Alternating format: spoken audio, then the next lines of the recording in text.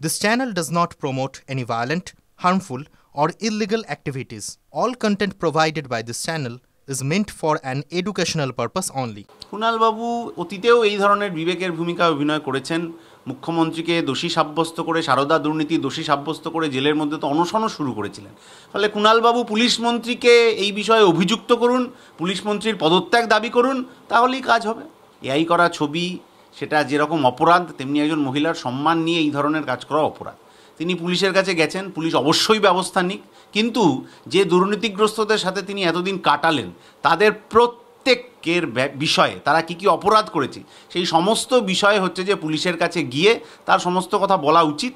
এতদিন ধরে কি করে ওই রাজনীতির মধ্যে তিনি ছিলেন এই কথাটাও তার জানানো উচিত। গত 13 বছরে তৃণমূল সরকার আসার পর থেকে স্বাস্থ্য ব্যবস্থায় একটাই উন্নতি হয়েছে, সেটা হচ্ছে যে হাসপাতালগুলোর গেটগুলো খুব সুন্দর হয়েছে, অনেক পয়সা খরচা করে।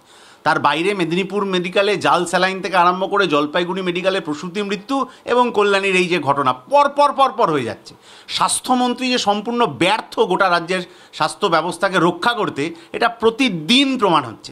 ফলে শুধু গেট না বানিয়ে তার ভেতরে যাতে যন্ত্রপাতি ঠিকঠাক থাকে, স্যালাইন ঠিকঠাক থাকে, তার পর্যবেক্ষণ ঠিকমতো হয়, রক্ষণাবেক্ষণ ঠিকমতো হয়, তার জন্য একজন পূর্ণ সময়ের স্বাস্থ্যমন্ত্রীর প্রয়োজন। আর এই স্বাস্থ্যমন্ত্রীর পদত্যাগ প্রয়োজন, এইটা তৃণমূলের সরকারকে বুঝতে হবে।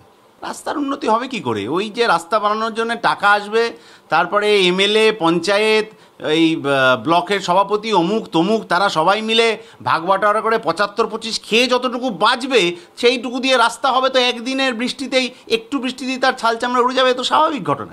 এই যে কালীগঞ্জে উপনির্বাচন হলো, উপনির্বাচনের দিন এক প্রার্থীর গাড়ি এমন কাদায় আটকে গেছিল যে সে গাড়ি এলাকার লোককে ঠেলে ঠেলে বের করতে হয়েছে। আবার সেই এলাকার মানুষ মানে সেখানে ভোট হচ্ছে সেই দিন।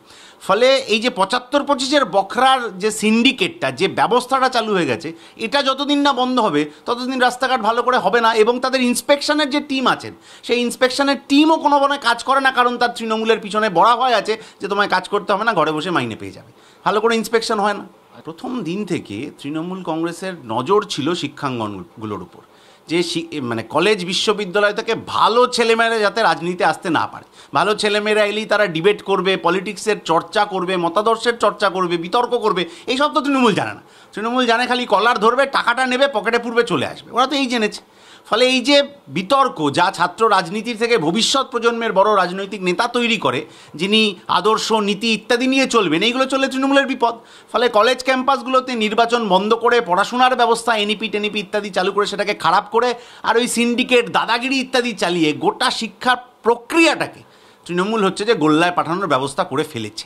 দীর্ঘদিন ধরে কলেজে নির্বাচন হচ্ছে না। নির্বাচন যদি হয়, তার মধ্যে দিয়ে ছাত্রছাত্রীদের মত উঠে আসবে, নতুন নেতা উঠে আসবে, এগুলোও তৃণমূল চায় না। ফলে একই লোক বছরের পর বছর ধরে সিন্ডিকেট চালিয়ে যাচ্ছে কলেজে। ফলে শিক্ষা ব্যবস্থা খারাপ হয়ে যাচ্ছে। একদিকে তার সিলেবাস বদলে যাচ্ছে, একদিকে গরিব ছেলেমেয়েরা পড়ার সুযোগ পাচ্ছে না, প্রচুর মাইনে হয়ে যাচ্ছে সেলফ ফিন্যান্সিং কোর্সে, এবং ছাত্র সংসদ নির্বাচনগুলো বন্ধ। এইগুলো যতক্ষণ না চালু হবে, যতক্ষণ না ওই জগদ্দল পাথরে ধাক্কা পড়বে, ততক্ষণ রাজ্যের শিক্ষা ব্যবস্থার এই পরিবর্তন আমরা লক্ষ্য করতে পারবো না।